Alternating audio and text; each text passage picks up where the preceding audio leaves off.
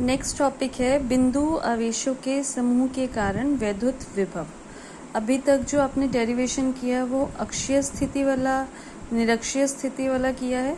अब ये है बिंदु आवेश, मतलब अगर बहुत सारे आवेश हों तो वैद्युत विभव कैसा होगा। जैसे इसमें एग्जाम्पल दिया हुआ है कि एक प्लस Q1 आवेश है, एक प्लस Q2 आवेश है, एक माइनस Q3 आवेश है, एक माइनस Q4 आवेश है।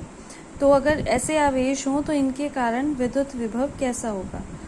जब विद्युत विभव वाला टॉपिक पढ़ाया था तो मैंने आपको बताया था कि विद्युत विभव जो है एक अदिश राशि होता है, तो इसलिए जो कुल वैद्युत विभव होगा वो किसके बराबर होगा, 1/4πε0 फिर ब्रैकेट में Q1/R1 plus Q2/R2 minus Q3/R3 minus Q4/R4।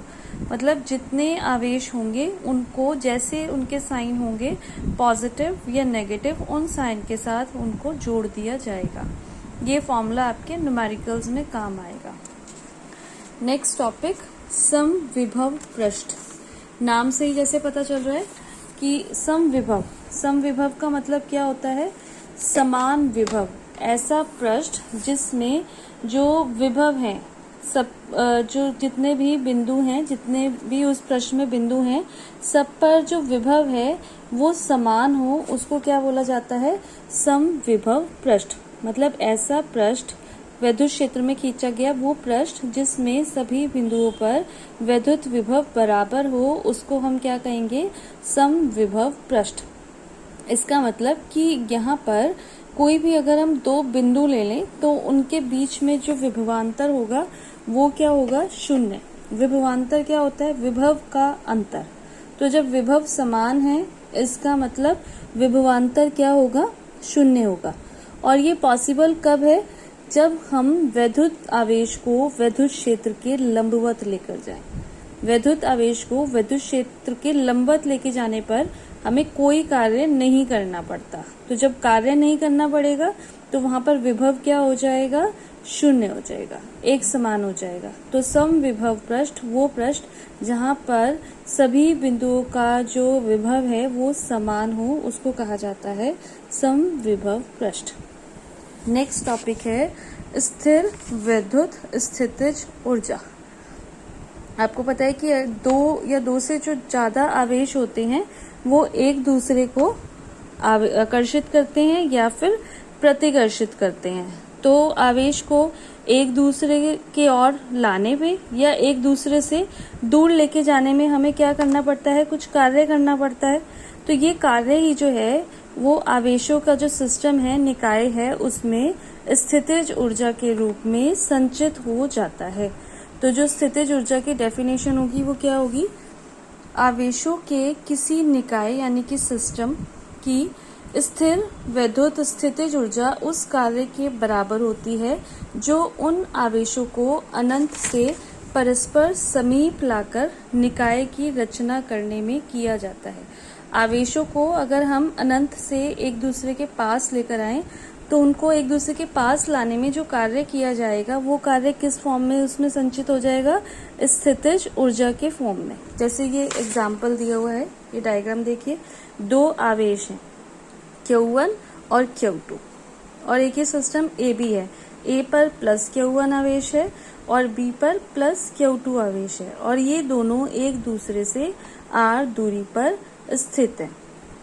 अब मैंने डेफिनेशन में कहा कि अनंत से परस्पर समीप लाकर किया गया जो कार्य है। अब हम ये मान लेते हैं कि जो Q2 आवेश है वो अनंत पर नहीं है, वो किस बिंदु पर है, B बिंदु पर। तो जो Q1 है, आवेश Q1 है, उसके कारण जो B पर विद्युत विभव होगा वो क्या होगा, V = 1/4πε0 Q1/R वोल्ट।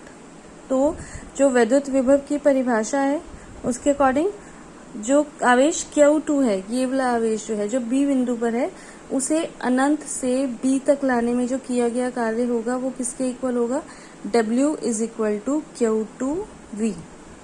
V का मान अभी हमारे पास आया 1/4πε0 Q1/R और W किया गया कार्य जो है वो किसके बराबर है, Q2V।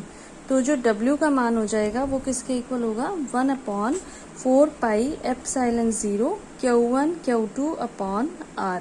और ये जो किया गया कार्य है वो कार्य ही किस फॉर्म में संचित हो जाता है, स्थितिज ऊर्जा के। और यहाँ पर कौन सी स्थितिज ऊर्जा होगी, स्थिर वैद्युत स्थितिज ऊर्जा। तो U is equal to 1/4πε0 Q1 Q2 upon R joule. दोनों में वैसे भी एक डिफरेंस है विभव में और स्थितिज ऊर्जा में। जब हम विभव की बात करते हैं तो हम कहते हैं एकांक आवेश को अनंत से विद्युत क्षेत्र के भीतर लाने में किया गया कार्य है। और यहाँ पर एकांक आवेश नहीं होता, बस आवेश को अनंत से विद्युत क्षेत्र के भीतर लाने में किया गया कार्य स्थितिज ऊर्जा कहलाता है। तो इसीलिए यहाँ पर Q1 Q2 दोनों आता है। अब एक चीज आपको, ये कुछ पॉइंट्स हैं जो ध्यान रखने हैं, मैंने अंडरलाइन किए हुए हैं। यदि दोनों आवेश समान प्रकार के हैं, समान मतलब जैसे पॉजिटिव पॉजिटिव या फिर नेगेटिव नेगेटिव, तो जब एक जैसे होते हैं तो क्या करते हैं, एक दूसरे को प्रतिकर्षित करते हैं। तब उन्हें एक दूसरे के समीप लाने में क्या करना पड़ेगा, हमें जो प्रतिकर्षण बल है उसके विरुद्ध कुछ कार्य करना पड़ता है। तो इसीलिए जो स्थिर वैद्युत स्थितिज ऊर्जा है वो क्या होती है, बढ़ती है अगर हम सेम चार्ज को एक दूसरे के पास ला रहे हैं। और अगर हम सेम चार्ज को एक दूसरे से दूर लेकर जा रहे हैं तो स्थितिज ऊर्जा क्या होगी, घटेगी। सेम चार्ज को एक दूसरे के पास लाने पर स्थितिज ऊर्जा बढ़ती है, सेम चार्ज को एक दूसरे से दूर लाने पर स्थितिज ऊर्जा घटती है। और अगर आवेश अलग अलग तरह के हैं, डिफरेंट है, मतलब एक प्लस और एक माइनस, तो एक दूसरे को आकर्षित करेंगे। इसलिए जब उन्हें हम एक दूसरे के पास लाएंगे तो यहाँ पर पास लाने पर क्या होगी, स्थितिज ऊर्जा घटेगी और दूर ले जाने पर बढ़ेगी। इनको आप ध्यान रखना, ये न्यूमेरिकल्स में काम आ सकते हैं। और जैसे विभव अदिश राशि है वैसे स्थिर वैद्युत स्थितिज ऊर्जा भी एक अदिश राशि है। यहाँ एक एग्जाम्पल दिया हुआ है, ऐसा न्यूमेरिकल भी आया हुआ है बोर्ड में, मैं आपको वर्कशीट में भी सेंड करूंगी। ये एक त्रिभुज है, त्रिभुजाकार एक निकाय है और यहाँ पर जो आवेश है, यहाँ पर प्लस Q1, यहाँ माइनस Q2, यहाँ प्लस Q3। तो जो इनके कारण जो स्थिर वैद्युत ऊर्जा होगी वो देखिए क्या होगी, U इज इक्वल टू 1/4πε0। अगर हम Q1 और Q2 इसकी बात करते हैं तो इसके लिए आ जाएगी Q1 और माइनस Q2 साइन के साथ रखेंगे, और R12 मतलब इनके बीच की डिस्टेंस, फिर प्लस अगर अब हम इन दोनों को देखें, minus Q2 Q3 upon R23, इनको देखें Q3 into Q1 upon R13, तो इनको साइन के साथ रखना है आपको। तो U इज इक्वल टू 1/4πε0, ये माइनस आएगा, minus Q1 Q2 upon R12 plus, फिर ये माइनस आ जाएगा यहाँ पर, plus minus minus Q2 Q3 upon R23, और यहाँ पर तो प्लस ही है तो plus Q1 Q3 upon R13। तो इस तरीके से स्थितिज ऊर्जा निकाली जाती है। जो इसमें डेरिवेशन है वो जो आपको मैंने वैद्युत द्विध्रुव वाला कराया है वही डेरिवेशन है, बाकी ये आपको फॉर्मूलेज करने हैं।